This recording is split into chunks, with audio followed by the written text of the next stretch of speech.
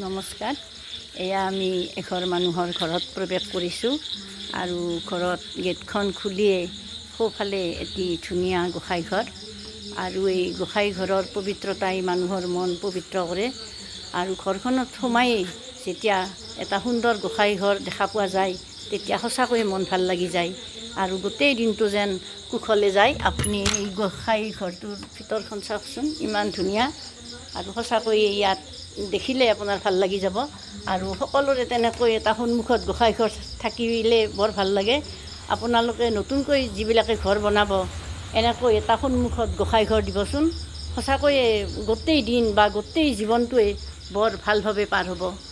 আৰু আমিও ঘৰখন দেখুৱাবলৈ চেষ্টা কৰিছোঁ। চাওকচোন কেনেকৈ ঘৰৰ সন্মুখতে গোসাঁই ঘৰটো, তেনেকৈ গোসাঁই ঘৰ এটা কৰিবলৈ সকলোৱে চেষ্টা কৰিব আৰু তেনেকুৱা হ'লে নিশ্চয় ভাল লাগে, নহয় জানো? আপোনালোকে আপোনালোকৰ মতামত জনাবচোন, আমিও বুজি ল'ম কথাষাৰ হয়নে নহয়। Thank U.